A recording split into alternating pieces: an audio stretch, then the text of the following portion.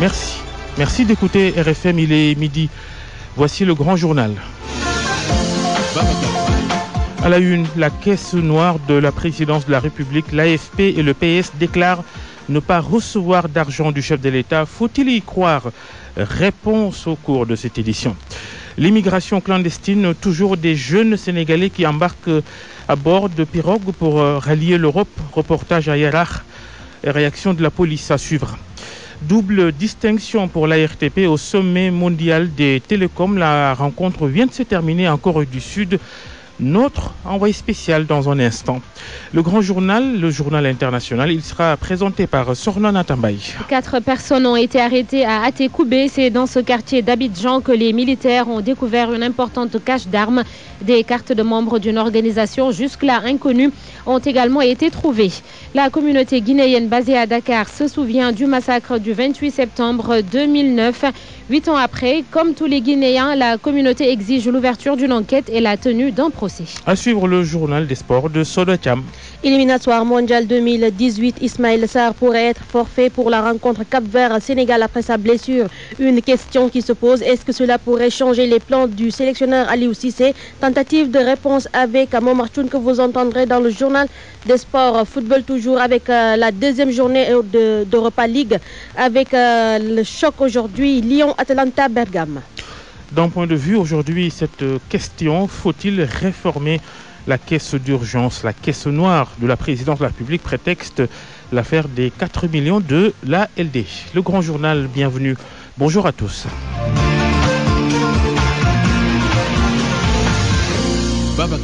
Les interrogations sur l'utilisation des fonds politiques alloués au président de la République.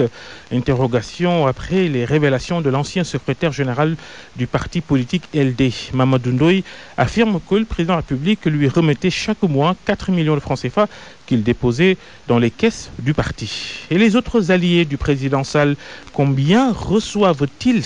Question au PS, à l'AFP et un membre de Macky 2012, Georges Déthié Diop. Maître Moussa Bocar Thiam est le porte-parole adjoint du Parti socialiste. Il est formel, le PS ne reçoit rien. Le Parti socialiste ne reçoit pas de financement direct comme ça du président de la République. Indirect peut-être. Direct ou indirect, en tout cas, le Parti socialiste ne reçoit pas de financement du président de la République. Voilà, je suis catégorique là-dessus. Le Parti socialiste ne reçoit pas d'argent mensuellement comme ça du président de la République. Non, ce n'est pas exact. Voilà. Je suis formel là-dessus. À l'AFP aussi, l'on confie ne recevoir aucun appui financier du chef de l'État. Le docteur Malick Diop évoque plutôt les cotisations et la contribution du secrétaire général.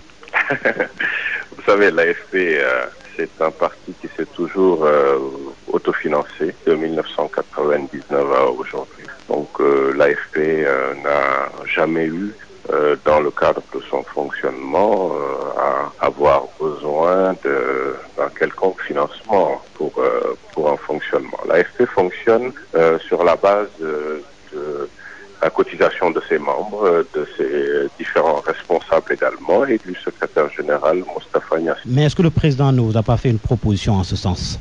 Je vous ai clairement dit que l'AFP n'a jamais eu besoin d'un financement quelconque. Parce que tout simplement, c'est depuis l'origine du parti et son système de fonctionnement. Du côté de Macky 2012, le coordinateur souligne que la question ne se discute pas au sein de la coalition. Moustapha Faltier. Le soutien que le président apporte à certains leaders est personnel. Donc, c'est pas quelque chose qu'on débat au niveau des instances, ni au niveau de mon parti, ni au niveau de Macky 2012. Je pense que si à Macky 2012, il y a des camarades qui sont soutenus par le président, c'est à titre personnel et c'est discret. On n'en sait rien. Il n'en parle pas. Le président ne nous en parle pas. Donc, nous, on n'est pas au courant de ça. Peut-être ça peut arriver. Et vous, personnellement? Non, moi, je ne ressens pas, j'en ai pas besoin. Moi, il m'a nommé, donc je travaille et je gagne ma vie. Et le parti? Non, pour le parti, il n'y en a pas. Le parti, c'est moi qui appuie le parti, mais ce n'est pas le président. Pour autant, Moustapha Faltier estime que le soutien du chef de l'État à des partis ou particuliers ne doit même pas faire l'objet de débats. La raison? Dans la mesure où le président fiche de ses fonds politiques pour appuyer des politiques. Mais où est le problème? Il appuie d'autres Sénégalais, des Sénégalais lambda. Donc, s'il a des camarades avec qui il travaille politiquement, il peut les appuyer s'il a les moyens. Et il le fait à partir de sa caisse noire, de ses fonds politiques qui sont destinés à ça et qu'il use et abuse même de manière discrétionnaire. Moi, je ne vois pas de problème. Tous conviennent cependant que le débat a l'avantage de remettre sur la table la problématique du financement des partis, une question à régler. À suivre notre débat sur le sujet dans la rubrique Point de vue. Avant la fin de cette édition, entre autres intervenants, l'ancien ministre de l'économie et des finances, l'opposant Moussa Touré. Réaction déjà. L'ancien député Cheikh Oumar Sy qui plaide pour une loi sur l'utilisation des fonds politiques du président de la République. Selon lui, la caisse noire ne doit pas servir à entretenir une clientèle politique parce que c'est de l'argent du contribuable sénégalais. Cheikh Oumar Sy était notre invité dans RFM Matin aujourd'hui. La caisse noire, il faut la revoir. En réalité, la caisse noire, c'est une caisse d'urgence, que ce soit dans des situations où on peut être confronté avec des situations militaires, des situations d'urgence d'évacuation médicale et toute autre chose. Mais je ne pense pas que la caisse noire est destinée à maintenir des partis politiques ou à financer des partis politiques. C'est pourquoi nous, on a travaillé lors de la 12e législature sur le financement des partis politiques. Mais la caisse noire en elle-même n'a été jamais mise en place. Bon, il n'y a pas de caisse noire, c'est un terme qu'on utilise souvent, mais elle n'est pas destinée à un partage politique et à entretenir une clientèle politique. Peut-être qu'il faudrait légiférer sur ça, sur l'utilisation même et la gestion de cette caisse noire. Oui, je dis que c'est une question qui a été posée lors de la 12e législature, l'utilisation même de cette caisse noire. Bon, maintenant, le terme noir même dit que rien n'est contrôlé, mais je pense que c'est les deniers publics, ça appartient à la population, ça sort de votre poche, de ma poche, de la poche des vendeurs de Gati Tchafou, quoi que ce soit. Mais il faudra quand même avoir des leviers de contrôle pour éviter que des cas pareils n'arrivent. Ancien député Cheikh Oumar Sy, le grand journal sur RFM midi 7 et la suite. RFM, l'info c'est ici. L'info c'est ici. La marche de protestation ce matin des habitants de Goudomp dans la région de Sédhiou au sud du Sénégal, ils exigent l'ouverture des centres de santé de Goudomp et de Samine. C'est parce que là-bas, beaucoup de femmes perdent la vie pendant l'accouchement faute d'assistance médicale. Les habitants de cette ville, Goudomp, donc, ont étalé d'autres préoccupations, notamment la route qui mène là-bas. La manifestation de ce matin a provoqué la fermeture des commerces et des administrations publiques, nous dit notre correspondant sur place, Max Euclide Canfoni. La récurrence des accidents de la route à Thiès, principalement sur la VCN, la voie de contournement nord, ça inquiète tout le monde. Reportage auprès de chauffeurs de taxi qui font Thiès, Mont-Roland, Noto-Gouidiama et qui empruntent à longueur de journée cette route. Reportage de Cheikh Anta Diop. La voie de contournement de Thiès, beaucoup d'accidents de la circulation sont enregistrés surtout sur l'axe Thiès-Mont-Roland, Noto-Gouidiama, Tivaouane. Tributaire de plusieurs accidents de la circulation, souvent ponctués par mort d'hommes, les véhicules particuliers et les motos Jakarta se sont tristement illustrés ces derniers temps. François Manel, porte-parole des chauffeurs du garage de Mont-Roland. En cette période, nous enregistrons des accidents, même chez les Jakarta et aussi. Mais c'est des événements que nous vivons à chaque moment. Chaque Gamou, par exemple, parce que c'est un axe fréquenté par rapport aux événements. Les gens prennent l'axe de contournement pour éviter la circulation en pleine ville. Dû d'abord à la visibilité, les herbes étant hautes, la visibilité est réduite. Mais il y a des étrangers qui ne sont pas habitués, qui sortent de Dakar pour aller à Tivaouane-Saint-Louis et le sens inverse. Les chauffeurs du garage de Mont-Roland, à travers une opération de désherbage, ont posé un acte hautement citoyen pour sécuriser cette voie. Donc par rapport à une sécurité, il nous a fallu, c'est un devoir pour nous, n'est-ce pas, de venir désherber pour que la visibilité soit là, afin d'éviter les accidents. Le plus souvent, c'est la vitesse qui crée des accidents, surtout dans des zones pareilles. Aujourd'hui, nous sommes en fin hivernage, et ce n'est pas seulement l'axe de Mont-Roland en auto, c'est un peu partout. Les herbes sont hautes, la visibilité est réduite. Peut-être qu'on attendra un retour par rapport à une assistance. Les chauffeurs de Thiès interpellent ainsi les autorités locales pour la mise en place de panneaux de signalisation pour garantir la sécurité des usagers de la route. RFM Thiès, Cheikh Anta Diop. Le danger du marché Sandaga, il est toujours là, le fameux et vétuste bâtiment au milieu de ce célèbre et très fréquenté marché de Dakar. Bâtiment fermé certes depuis 4 ans par le préfet, mais les risques d'effondrement sont toujours réels. Il y a des vendeurs tout autour. Et l'autre souci, c'est la présence d'agresseurs qui ont élu domicile à l'intérieur. Reportage à Damaba.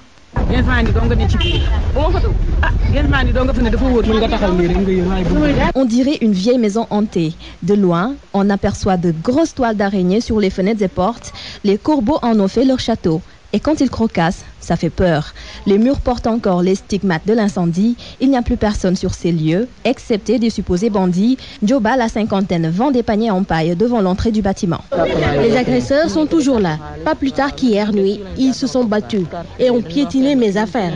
Ils agressent les gens tous les jours et ils se réfugient à l'intérieur. Il ne reste plus rien. Aucune vie. Les murs dans un état de vétusté limite inquiétante. Les montagnes d'ordures assurent le décor et pourtant à côté, 2 camions de ramassage nettoient la rue principale, rue d'ailleurs occupée par les dames qui étaient dans le bâtiment. Depuis l'incendie en 2013, ce n'est plus comme avant. Ney en train de mettre en sachet du piment. On a d'énormes difficultés. Regarde, d'un moment à l'autre, les policiers vont venir ramasser nos marchandises. Le bâtiment a été fermé par arrêté du préfet. Les vendeurs relogés au champ de course, mais ce n'est pas l'Eldorado. Quand on est allé au champ de course, nous partageons une tasse de café et un plat de riz. Et pendant 6 mois, et nous sommes revenus, mais rien n'a changé ici. Bientôt 3 ans depuis l'incendie et rien n'a changé. Et pour couronner le tout, leur sécurité est de plus en plus menacée. 116 000 jeunes Africains ont réussi à rejoindre l'Europe par pirogue ou autre embarcation de fortune depuis le début de l'année. 4 000 autres sont morts en Méditerranée, toujours en 2017. Le phénomène est donc toujours là. En banlieue de Dakar, c'est Thiaroye Géej qui a enregistré le plus grand nombre de victimes ces dernières années avec 330 décès selon le réseau des jeunes pour les droits humains. Yarach aussi a connu ça. Reportage sur place de Migui Maramdiaye. Bienvenue à Yarach Kappa. Sur place, un monde fou. Certains reviennent de la mer, d'autres venus à la quête du poisson, la plupart des dames. Difficile de parler du phénomène Barça ou la Barsaq, comprenez par là Barcelone ou la mort, sans parler de ce quartier bien connu des Sénégalais. Pape Fall révèle que les candidats continuent de prendre les pirogues. De temps en temps, il y a des jeunes qui passent par la mer pour l'Espagne. À l'approche de l'anniversaire de l'appel des Layènes, j'ai vu des amis partir et ils sont bien arrivés. Vêtu d'un maillot d'Espagne, pays de destination des candidats, mais Pape n'y pense pas. Son ami aussi. Pour lui, le pays de Cervantes ne fait plus rêver. Ce n'est plus comme avant. Par le passé, toutes les semaines, les gens prenaient départ ici, mais aujourd'hui, il n'y en a plus. Moi, je n'y songe même pas. Les rares candidats qui prennent les pirogues pour l'Espagne sont parfois financés par leur maman. Oui, confirme cette dame. Vous savez, les mamans participent financièrement à ce voyage dans le seul but de voir leur fils réussir et rien d'autre. Mais la mère n'est pas une solution. Ça, je vous l'avoue quand même. La mère continue de faire des victimes, mais à Yarach, point de départ vers l'Espagne, la plupart préfèrent rester au pays. Migui Maramdiaye, Yarach, Radio Futur Média. Et la police qui dit toujours veiller au grain pour dissuader les candidats à l'immigration clandestine. C'est à travers le plan Frontex, plan anti-immigration clandestine mis en place notamment par des pays européens et c'est en vigueur depuis 2006 d'ailleurs.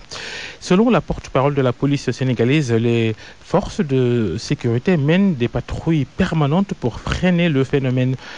Tabarandiaï, le commissaire Tabarandiaï, porte-parole de la police, s'entretient avec Elhadj Ndiogou. Pour le cadre du Frontex, il faut savoir que c'est quelque chose qui a été mis en place pour combattre l'immigration clandestine. Il faut savoir que depuis 2006, l'institution a mis en place des structures en fait chargées de veiller, de combattre cette immigration-là. Donc il s'agit notamment de la salle SIC, donc salle d'information et de communication et de commandement qui est au sein de la DGPM, de la CIBOP, il y a la cellule de veille opérationnelle et de H24 qui est logée au niveau de la défense, donc la direction de la police de l'air et des frontières. Donc tout cela combiné et dans le cadre du Frontex permet efficacement à la police de lutter contre l'immigration. Les patrouilles sont permanentes, les patrouilles sont 24 sur 24 et à l'issue des fiches sont élaborées destinées à l'autorité qui maintenant apprécie l'évolution de la situation.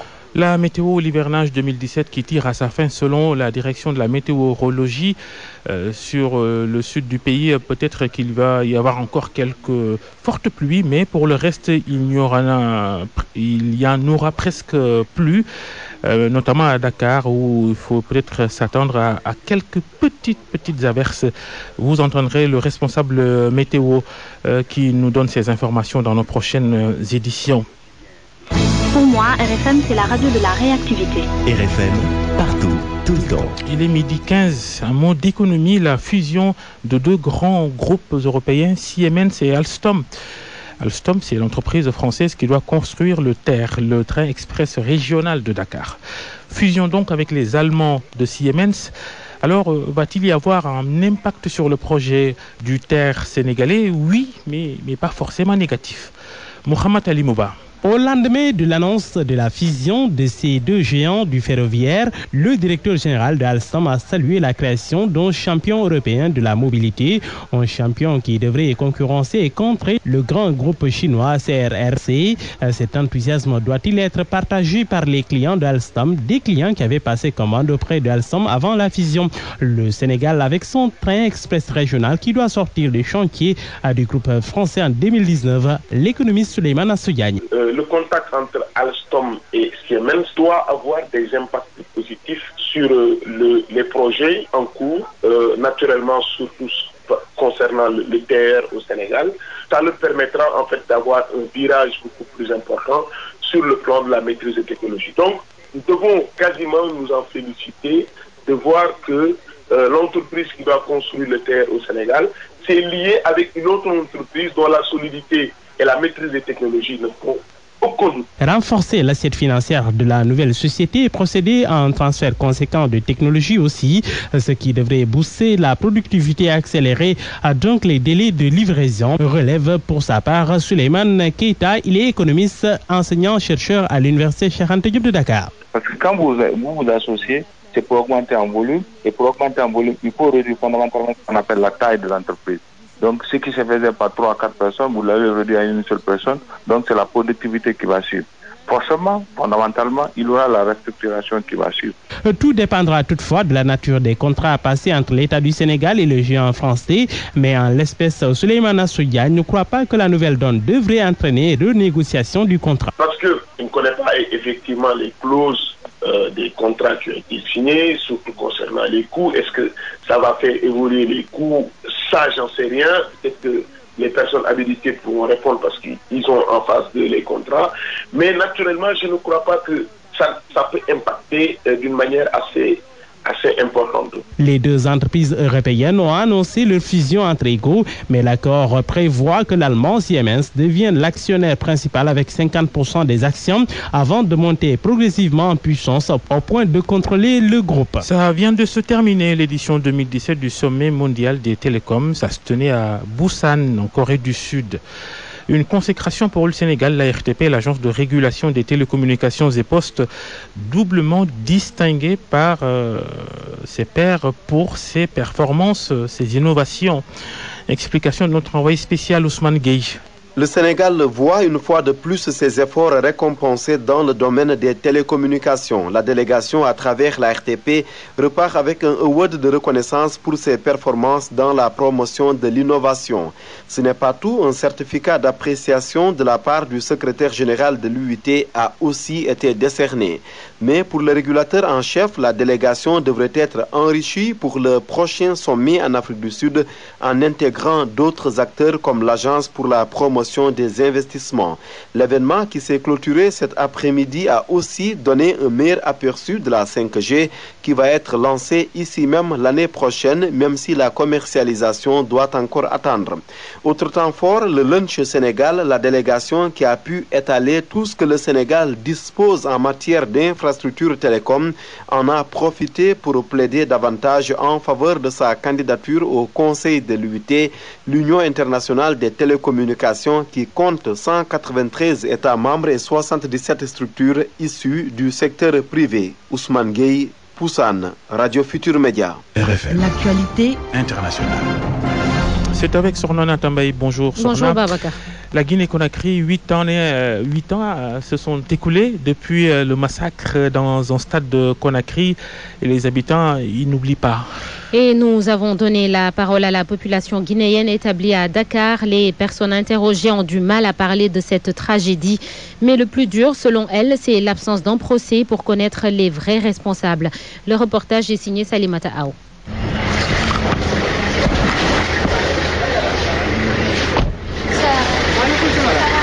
Rue Sandinieri, chacun s'occupe de ses activités. Les Guinéens installés sur cette ruelle ne veulent même pas évoquer le sujet du massacre du stade 8 ans après. Mohamed Tounkara est toujours sous le choc. C'est déplorable. Ce qui s'est passé là-bas, vraiment, c'est une honte. Bon, on n'avait pas souhaité ça, mais c'est déplorable quand même. Je n'aurais même pas voulu faire un commentaire là-dessus. Bon, c'est une déception quand même parce que ce qui s'est produit là-bas, c'est tout ça. Personne ne souhaite ça. Pour ce vieux, l'arrestation de Toumba Diakité au Sénégal, un brin de soulagement, mais l'ouverture du procès serait une meilleure nouvelle. Pour moi, Toumba Diakité n'est pas tout à fait le sac. Le cas de Toumba Diakité, c'était entre lui et le président, c'est-à-dire Camara. Oui. Alors, je crois que c'est différent entre c'est le 28 septembre, c'est Toumba Diakité et le président. Mamadou Kali a perdu ses deux sœurs ce jour-là, une date qu'il n'oublierait jamais.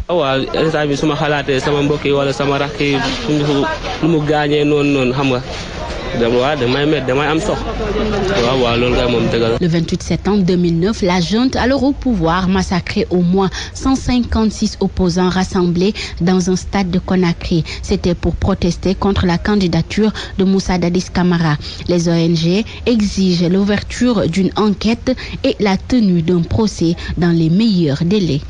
Un reportage de Salimata Aou, la suite de ce journal international. Sur le Natamba, la Côte d'Ivoire, plusieurs armes découvertes dans un quartier d'Abidjan. C'est à Até-Koubé, non loin de Yopougon. Des tenues militaires et du matériel de communication ont aussi été trouvés sur place. 4 personnes ont été interpellées. Les détails avec notre correspondante à Abidjan, Fama John. Il s'agit de 2 lance-roquettes, des Kalachnikov, de fusils mitrailleuses, de munitions, d'explosifs, de 300 tenues militaires, des outils de communication, de fausses plaques d'immatriculation et un véhicule. C'est un véritable arsenal qui a été saisi par l'armée ivoirienne dans un gymnase désaffecté dans la commune d'Até-Koubé. Et sur les lieux, 4 personnes ont été arrêtées. Insolite, la découverte de 37 cartes de membres d'un mouvement qui s'appelle Guerrier pour la justice en Côte d'Ivoire, un groupe jusque-là inconnu dans le pays. Hier, mercredi soir, l'état-major ivoirien a réitéré son appel à rendre toutes les armes détenues illégalement et promet des sanctions à tous ceux qui seraient hors de la loi. Fama John, Abidjan, Radio Futur Média. Après la Côte d'Ivoire, la Mauritanie, la justice qui maintient les mandats d'arrêt contre 2 opposants. Leurs avocats dénoncent une instrumentalisation du système judiciaire. Cette affaire est liée à celle des ex-sénateurs accusés de corruption. L'un d'eux est d'ailleurs en prison. Les 2 opposants établis au Maroc auraient financé les ex-sénateurs afin qu'ils s'opposent aux réformes constitutionnelles selon le président Mohamed Ould Abdelaziz. El Hajdaoud Diouf. Il s'agit de Maître William Bourdon, de Maître Eliézy Dezid et de Maître Georges Bottier. Ces robes noires qui plaident pour les opposants mauritaniens Mohamed Ould Bouhamatou et son collaborateur Mohamed Ahmedou Debag, actuellement réfugiés au Maroc. Ils parlent d'une instrumentalisation de l'autorité judiciaire mauritanienne suite à un mandat d'arrêt international lancé à l'encontre de leur client. Dans un communiqué rendu public, la défense a jugé irrecevable et abusif les mandats d'arrêt internationaux. À leurs yeux, cette procédure témoigne d'une détérioration accélérée d'un régime aux abois qui, dans une fuite en avance, est engagé dans une logique de persécution de plus en plus dure à l'égard de tous ceux qui s'opposent au coup de force du président Abdelaziz pour, par tous les moyens, rester au pouvoir. En Mauritanie, des mandats d'arrêt internationaux sont lancés à l'encontre des sénateurs, journalistes, syndicalistes accusés de corruption pour contrecarrer les réformes du président Abdelaziz, prétend le chef de l'État en référendum avec l'intention de modifier à renouveau la constitution mauritanienne afin de lui permettre de briguer un 3e mandat présidentiel. Ouldou Daouda. Une ONG dénonce le comportement brutal de soldats camerounais. Ces derniers auraient brutalisé des Nigérians demandeurs d'asile selon Human Rights Watch. Près de 100 000 personnes ont été rapatriées de force entassées dans des camions. C'est un rapport de l'ONG qui le dit. Depuis 2015, les militaires camerounais font l'objet de dénonciations multiples pour torture et abus sexuels sur les réfugiés nigérians. Les autorités camerounaises déclarent que le rapatriement fait partie du plan de lutte contre Boko Haram. La RDC, pour finir, des échanges de tirs entendus ce matin dans une ville à la frontière avec le Burundi. Des affrontements entre l'armée et des rebelles Maï-Maï. Ces derniers ont attaqué la ville d'Ouvira à partir du lac Tanganyika. La MONUSCO a donc décidé de déployer des casques bleus à cet endroit pour tout d'abord la sécurité des populations. Merci Sorlon Natambay, c'était le journal international, il est 12h25. Parole aux auditeurs. L'actualité, qu'en pensez-vous? Moi, je pense que vous devez. Réagissez dans nos éditions d'information sur l'actualité. Bonjour. Oui, bienvenue sur cette antenne d'RFM. Du lundi au vendredi, vous avez la parole sur RFM. Et le débat du jour, il porte sur l'utilisation par le président de la République des fonds qui lui sont alloués, caisse d'avance, caisse d'urgence, fonds politiques. On en parle tout à l'heure avec Moussa Touré, ancien ministre de l'économie et des finances, actuel leader d'un parti d'opposition. Avec nous également Abdoumbo, porte-parole adjoint de l'APR, le parti du président Sall. RFM Sport. Les sports, Soda Cham. Bonjour Soda. Bonjour Babacar Fall. Le football, les éliminatoires du Mondial 2018, coup dur pour les Lions du Sénégal. Ismaïla Sarr, il est forfait. En tout cas, une question qui se pose, est-ce que cela pourrait changer les plans du sélectionneur Aliou Cissé? Le technicien Momar Tchoun, lui, pense que Ismaïla Sarr est un joueur essentiel pour le système de jeu de Aliou Cissé, mais n'empêche, si le jeune attaquant manque le rendez-vous du 7 octobre, d'autres joueurs pourraient combler le vide. Momar Tchoun, que je vous propose d'écouter. Le plan de la réglementation. Le joueur n'est pas exclu pour le moment du groupe. Il doit venir et la blessure doit être constatée par les médicaux sénégalais qui vont donner également leur avis. Il y a longtemps, on a vu ce qui s'est passé au niveau de certains joueurs dont les clubs disaient qu'ils étaient blessés, mais qu'au bout du compte, ça semblait du superflu. Donc, ce problème-là, il faut le régler à ce niveau. Le joueur doit venir et les médecins sénégalais doivent constater l'état de sa blessure. Deuxièmement, maintenant, le Sénégal ayant respecté toute la procédure par rapport à la convocation du joueur, cela confirme ce que je viens de dire, donc que le joueur devrait venir. Maintenant, techniquement, par rapport à Aliou Cissé, je pense qu'Aliou, par rapport à sa liste donnée, il a un plan A et un plan B. Ismaïla Sarr est un des pions qui nous permettait, à partir de la récupération des balles, sur une accélération fulgurante sur 15-20 mètres, il arrivait dans ses dribbles, dans ses changements de dribble, à faire la différence pour permettre de mettre à l'aise les autres attaquants. Maintenant, son absence, qu'est-ce qu'il faut faire maintenant? Je pense que, est-ce que nous avons au milieu de terrain des éléments capables de jouer, d'animer le jeu? Notre problème, c'est un problème d'animation. Mais Ismaïla, ce qui est certain, ces accélérations vont nous manquer, ces changements de rythme vont nous manquer.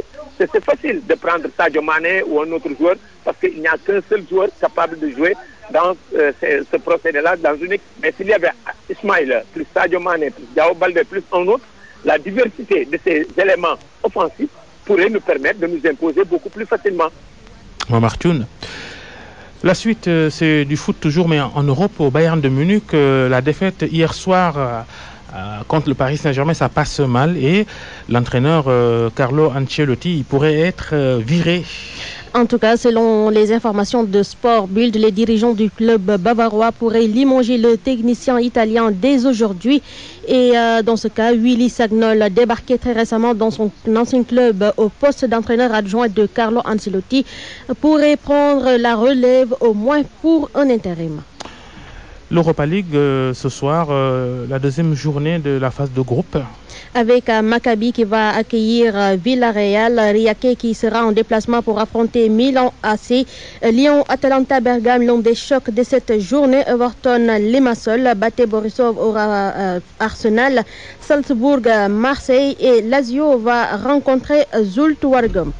Merci beaucoup Sordekam, c'était le journal des sports, midi 29. RFM, la chronique du jour. La chronique d'Abdoulaye Ndiaye. Nous voilà en effet repartis pour une nouvelle législature, la 13e du nom. Et l'Assemblée nationale devra demeurer fidèle à sa vocation de haut lieu du débat démocratique national.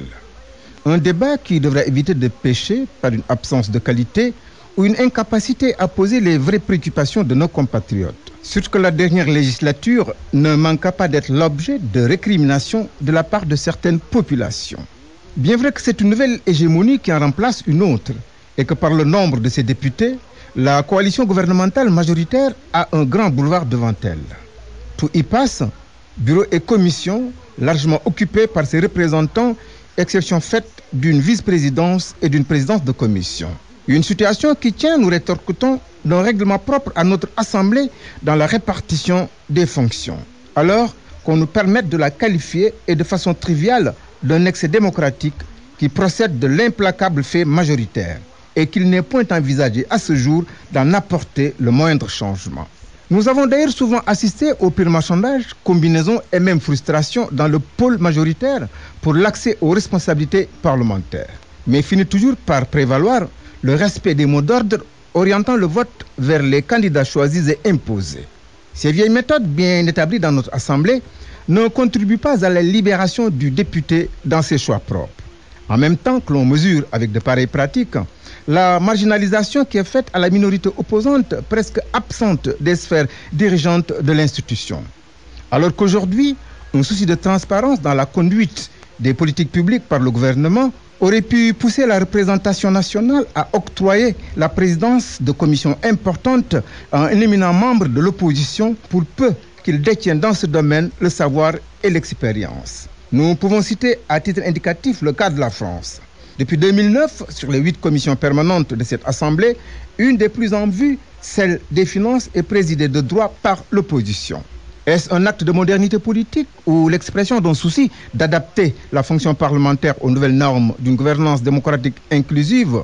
La question reste posée et loin de nous toute tentative de faire la comparaison avec notre Assemblée de 17 membres de bureau et 11 présidents de commission. Nous pensons toutefois que ce cas d'école évoqué, transposé dans notre système, aurait fait assumer à la minorité parlementaire une charge, la plaçant devant une responsabilité qui la soumettrait au jugement des mandants. Notre Assemblée retrouverait ainsi l'image d'un espace d'échange et de propositions au service de solutions à apporter à une forte demande sociale. Et qu'en rupture avec des confrontations inutiles qui ont souvent fait sa renommée et son rejet par les citoyens, et elle contribuerait à une décrispation politique et l'amorce d'un dialogue pouvoir-opposition. Ce dialogue qui fut si cher au défunt illustre khalife général des Tidjanes, Al-Amin. C'est dire que les hommes et les femmes politiques de ce pays le lui doivent bien, comme d'une sorte de consolation posthume faite à un éminent disparu dont nous nous inclinons pieusement devant la mémoire. RFM, la presse du jour. Depuis 1993, nous formons des milliers de cadres à travers l'Afrique et le monde. Le groupe AFI l'Université de l'entreprise vous offre votre revue de presse. La revue de presse présentée par Georges Détié-Diop. Barthélémy Diaz défie Ousmane Tanor Dieng. Oui, c'est à croire que Barth ne veut plus voir l'ombre de Tanor à la tête du Parti socialiste. Et pour cause, le maire de Mermoz Sacré-Cœur veut diriger le PS. Il a fait part de son ambition dans une vidéo publiée sur le réseau social Facebook. Vidéo que l'Observateur a visionnée. L'Obs rapporte que Barthélémy Diaz y a déclaré avoir décidé être candidat au poste de secrétaire général du PS pour porter le combat de Khalifa Sall. Wolf Quotidien, lui, voit en cette décision une volonté de Barthélémy Diaz de vouloir chasser Tanor. Autre objectif clairement affiché, selon Wolf, c'est de mettre fin au compagnonnage avec Benno Bokk-Yakaar, que le bras droit de Khalifa Sall a qualifié dans l'Observateur de balle d'escroc qui tire à sa fin. Marième Faye Sall, Abdoulaye Wade, Samuel Sarr, révélation sur une visite avortée. Le sujet fait la une de Les Échos, de Libération aussi. Libération pour qui la lettre du continent n'a pas dit la vérité. Titre du journal, Marième Faye Sall chez Wade, ce qui s'est passé. Le journal affirme que contrairement aux écrits de la lettre du continent, la première dame n'a pas été éconduite par Abdoulaye Wade. Marième Faye Sall s'est rendue effectivement à Fann Résidence le jour de la Tabaski vers 14h. Et Libération et Les Échos précisent qu'elle était accompagnée de son fils aîné et de Moustapha Diakhaté pour une visite de courtoisie aux Ziyar. Et si ils n'ont pas pu voir l'ancien président, c'est parce que, selon Libération et Les Échos, Abdoulaye Wade, après la prière à Massalikul Jinan, avait donné donner des consignes aux membres de la sécurité, à savoir que le déplacement l'avait épuisé et qu'il avait besoin de se reposer. C'est aussi la même réponse que le vigile a servi à Samuel Sarr, qui était également de passage à Fan Résidence au domicile de Wade. Voilà la vérité, voilà pourquoi Wade ne les a pas reçus, selon Libération et Les Échos. Sud Quotidien et Le Témoin, quant à eux, proposent ce matin des dossiers sur des sujets politiques. D'abord, Sud Quotidien. Le journal s'intéresse au financement des partis politiques et donne la parole à des députés. Modou Diagne Fada, député non inscrit de Yessal, Pape Diop du groupe Liberté et Démocratie et Abdoulaye Wilane de Benno Bokk Yakaar. Leurs avis à la page 2 de Sud Quotidien. Le Témoin, pendant ce temps, se pose la question de savoir ce qu'il reste de la gauche. Mon confrère souligne qu'à l'historique lutte des classes a succédé une triviale lutte des places. Dans Le Témoin, Madié Mbodj de Yono Askan Wi, Ibrahima Sen du PIT et le journaliste Ibrahima Bahoum donnent leur point de vue sur la question. Alors, loin de la politique, le journal Le Quotidien fait la navette entre l'aéroport Léopold Sédar Senghor et l'AIBD. Le Quotidien nous apprend que la fermeture définitive de la tour de contrôle de l'aéroport Léopold Sédar Senghor est programmée pour le 8 décembre à 12h. Ce sera au lendemain de l'inauguration de l'aéroport international Blaise Diagne de Diass, le 7 décembre. Selon le journal qui se fonde sur le plan mis en place par l'AIBD, c'est le 6 décembre que les contrôleurs aériens vont prendre leur quartier à la tour de contrôle de Diass. Un coup d'œil dans Le Quotidien LAS, les confidences de Al-Amin à Maodo Sy. Selon le journal, Serigne El Hadj Malick Sy dit Maodo a révélé les dernières confidences faites par l'illustre disparu 3 jours avant son rappel à Dieu.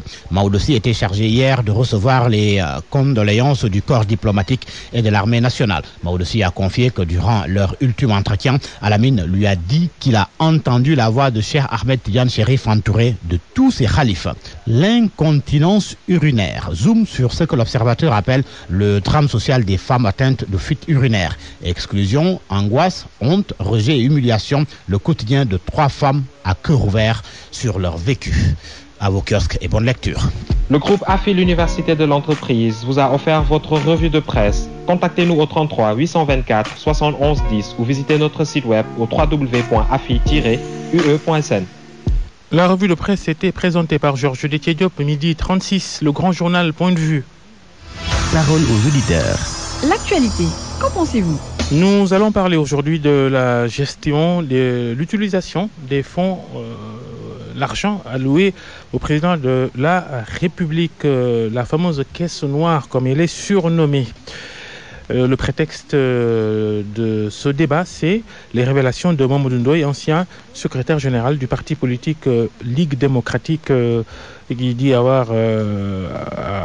dit recevoir pendant très longtemps 4 millions mensuels que lui remettait le président de la République et qu'il déposait dans la caisse de son parti politique. Nous allons en parler avec Moussa Touré, ancien ministre de l'économie et des finances. Bonjour. Bonjour. Vous dirigez également le parti politique 7 Diaring Réo Samareu, pour être précis, un parti d'opposition. Avec nous également Abdoumbo, vice-président à l'Assemblée nationale, porte-parole adjoint de l'APR, le parti du président Sall. Bonjour. Bonjour Babacar, je salue aussi le ministre Moussa Touré et les auditeurs qui nous écoutent. Moussa Touré, vous êtes ancien ministre de l'économie et des finances. Vous avez à plusieurs fois défendu le budget du Sénégal à l'Assemblée nationale. Cette caisse-là, c'est quoi? Comment elle est montée et quel est son objet? Oui, mais je vous remercie d'abord d'insister sur mes anciennes fonctions de ministre de l'économie, des finances, du plan et du commerce. Parce que c'est à ce titre-là que je m'exprime et pas du tout comme responsable politique. Que ce soit bien clair. Très bien. Comme vous l'avez dit, pendant 8 ans, de 1983 à 1991, j'ai eu à superviser la préparation et le vote du budget du Sénégal. Cette caisse, entre guillemets, qu'on appelle noire, d'autres appellations... Comment elle s'appelle officiellement? En fait, c'est 2 lignes budgétaires. C'était 2 lignes budgétaires dans le budget de la présidence de la République. En son temps, de 1983 à 1991, la somme de ces 2 lignes faisait 680 millions de francs CFA. Et Avec une utilisation à la discrétion du président de la République, pas obligé de rendre compte. Oui et non. Je vais vous expliquer. Il y a des dépenses de l'État, des activités de l'État qui ne peuvent pas et ne doivent pas être retracées dans une comptabilité. Je vous donne rapidement des exemples. Nous sommes au Sénégal.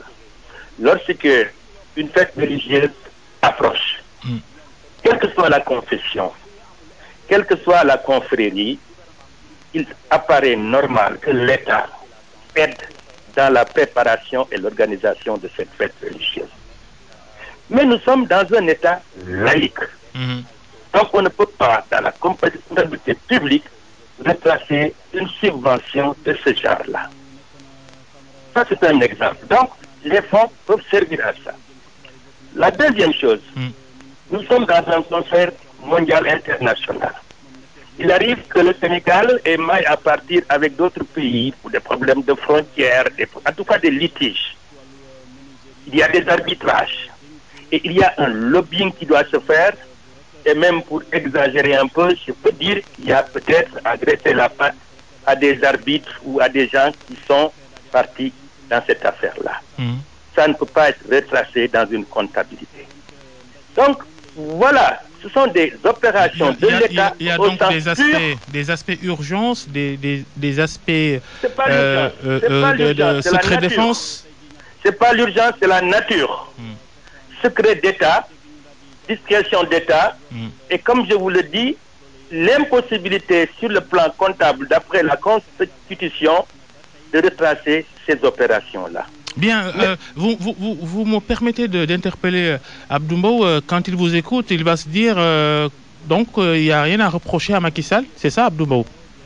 Ouais, merci beaucoup. Je voudrais saluer le ministre Moussa Touré, mais dire aussi que moi j'interviens en tant que parlementaire qui a eu pendant 5 ans à siéger au niveau de l'Assemblée nationale pour superviser et voter le budget du Sénégal.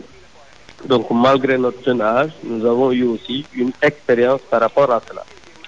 Et juste pour confirmer le ministre Moussa Touré par rapport à ces lignes budgétaires, parce que souvent on entend parler de fonds politiques, de caisse noire, alors qu'il n'y a pas de ligne budgétaire où on parle de caisse noire ou de ligne budgétaire. Il a parlé de la nature des dépenses. Il peut aussi y avoir des dépenses par rapport à la sécurité et autres. Je pense qu'il ne va pas me contredire par rapport à ça. Donc, juste pour dire, il a parlé du montant des 2 lignes budgétaires qui existaient quand il était ministre des Finances. Mais il faudrait aussi qu'il dise... De 680 millions et des poussières à 8 milliards aujourd'hui, quand même. Il faut dire qu'à l'époque, quel était le budget du Sénégal? C'est par rapport aussi à la proportion de ce budget. Moi, je pense quand même, et voir aussi la nature des dépenses aujourd'hui et la nature des dépenses avant. Parce qu'aujourd'hui, on est dans un contexte sur le plan sécuritaire qui n'est pas quand même dans le même contexte où on était en 80-81 où il était quand même ministre des Finances. Donc moi, je pense que comparaison n'est pas raison. Donc il faudrait qu'on dise exactement d'abord quel était le budget à l'époque, les lignes qu'il y avait, et aujourd'hui le montant du budget et les lignes qu'il y a. Donc le président de la République aujourd'hui est dans ses prérogatives d'utiliser ces fonds spéciaux comme il l'a dit, il y a des secrets d'État, il y a la nature de la dépense et autres, mais jamais on a dans une ligne budgétaire où on écrit noir sur blanc caisse noire. Donc le président de la République aujourd'hui est dans son droit d'utiliser ces fonds spéciaux comme on l'appelle souvent par rapport à la nature des dépenses qu'il est en train de faire. On a 1 minute avant la fin de ce grand journal, Abdou Mbow. Question à Moussa Touré, réponse 20 secondes. Est-ce que cette caisse, finalement, on doit l'argent qui... ces lignes budgétaires, pour répondre techniquement et parler techniquement comme vous, est-ce que ça doit servir à entretenir une clientèle politique maintenant? Non, mais il va de soi que, si c'est moi que vous interrogez, il va de soi que ça ne sert pas à ces usages qu'on connaît et qui ont explosé depuis 2000. Vous vous souvenez de cette scène ahurissante du président de la République, un journaliste et un de ses ministres pour des fonds qui ont été dilapidés, etc., etc. on peut citer des cas à foison. Mais disons quand même que ce genre de phénomènes déplorables qui font ressembler notre pays à une république bananière se sont développés ces dernières années. À l'époque, je précise que c'est le ministre d'État Jean Collin qui gérait ces fonds. Il n'y avait pas de fonds à la primature, ni à l'Assemblée nationale, nulle part ailleurs.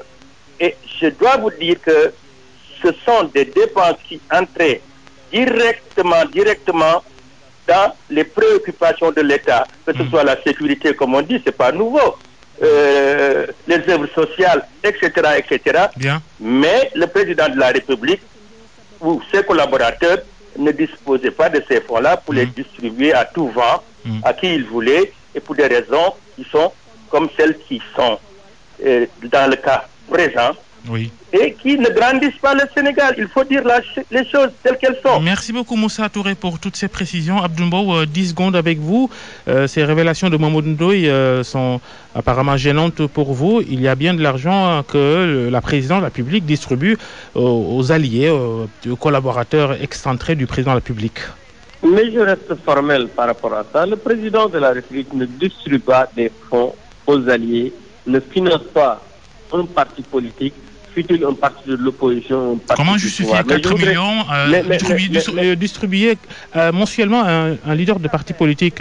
Mais cette affaire est plutôt une affaire interne. Parce que vous avez vu, quand Michel Ndoye a fait ses déclarations, le porte-parole de la LD a fait une autre déclaration. Et lui, à son tour, démenti aussi. Hein? Mais oui, donc juste pour dire que c'est un problème interne au niveau d'un parti politique. Mais ce que je veux dire est que le président Macky Sall, aujourd'hui, ce qu'il avait dit quand il avait été élu à la magistrature suprême, c'est-à-dire qu'il va faire une gestion sobre et vertueuse, il est toujours dans cette ligne. Et je déplore, comme Moussa Touré, que des fonds, par exemple, politiques, soient distribués à des partis politiques. Nous ne sommes pas partisans de cela et jamais nous n'encouragerons. Bien, on verra. Merci Abdoul Mbow. Merci Moussa Touré. Midi 46, c'est la